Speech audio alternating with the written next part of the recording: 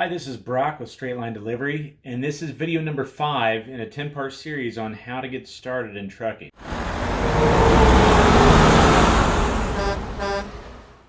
Video number 5 talks about what it's like to lease onto a company like mine.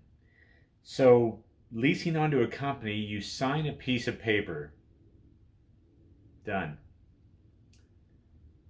If you just watched the last video, that sounds pretty simple. Well, it is. I've already done all the hard work. I've already suffered. All you have to do is sign on with the intent to drive for Straight Line Delivery, and that will be declared by the DOT as the company in charge of safety, and we've got it from there. So what do you get by signing on that you don't get from having your own company? Well, something we talked about in the last video, and I'll talk about it again, is instant profitability. Anytime you sign on to a company, you get their past record with you, whether you like it or not. So make sure that the company that you sign on to has a clean MC number, which means an MC number you can look up and it says that yes, they're a safe company and they deliver things on time and they've got a good credit rating, and basically people like them and trust them. Because when you pull across scales and the DOT sees your truck, they're going to look at that company's sign on the side of your truck and go, oh yeah, they're clean. We don't even have to check this guy. You get waved through. When you're brand new or you're with a company that has a lot of infractions, you'll be pulling in and you'll be spending a lot of time dealing with DOT officers at the scale house. And not only does that cut into your money, but it's a little frustrating and annoying. Look into who you're going to be working with. Let the years of experience that the company has guide you. There are a lot of clients that they've dealt with over the years. They've had a lot of experience, and they can kind of give you an idea of what you need to do and when you should do it, and it'll help you make a really efficient, good decisions. Don't just talk to the owner. Ask to talk to some of his drivers. And I don't mean his brother that works for him, his son. I mean, ask to talk to somebody who's driven for him that has never met them before, and all they know them from is a driving relationship, and ask that driver, do you get the days off you want? Do you get the loads you want? How much downtime do you have? How much time do you sit in parking lots? Okay. And then how much money do you actually bring home in your pocket? There are so many ways for me to say the same thing in a different way, or tweak what I say, the words I say, in a way that make it sound great, but they're not great. I'll give you an example. One time, I got paid $500 a mile to haul freight. That's a pretty good deal, right? So if I took that and add that into my week's average, that week's average would be like $28 a mile or something hauling freight. That sounds pretty amazing. Well, it is amazing. I got paid $500 to move some lamp posts from a city building out to the park so that they could get it with their grabber and implant them. I mean, it was like 2 blocks. So the load paid, I don't know, $1,000 or something. I drove a half a mile. So that's $500 a mile. Well, you can't plan on making a whole living like that because those are few and far between. How about this? I ran into a guy one time. I was out at a gas station, and he said, you know, the company I work for is really great. They won't take loads unless they pay $2.75 a mile. I said, well, that's pretty amazing. That is great. I said, how long have you been sitting in this truck stop? He said, 3 days. Oh, well, that's not exactly what we want either. I mean, $2.75 a mile, this was 8 years ago. That sounded pretty good. It's pretty good for a lot of lanes today, too. But $2.75 a mile, nobody would balk at that. Everybody would take that in a minute.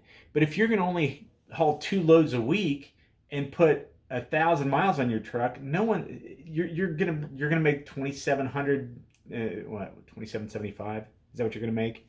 No, because you're getting 80% of that, and you got fuel. So you're out all week in a parking lot away from home to clear $1,800.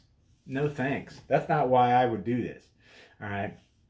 There are loads that are good paying that aren't paying $500 a mile, that aren't paying $2.75 a mile, but they roll into other loads that make your week. There's great paying loads.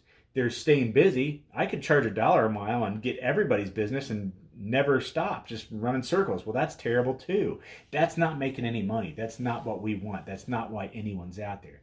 You've got to find that balance. So leasing on with a company, you find that balance. You get that $1,000 load that goes 2 blocks, and then you haul another piece of freight that might not be as sexy as $2.75 a mile, but that gets you into a better area, fresh and ready to go for a load the next morning, so you don't spend 3 days in a parking lot. That's what an experienced freight coordinator does for you.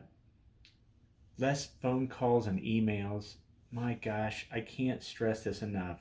The amount of phone calls and emails that we get in a day working behind the desk is enough to make you want to pull your hair out. I can't imagine, well, I can because I've done it, driving on top of that and trying to answer all your phone calls and emails.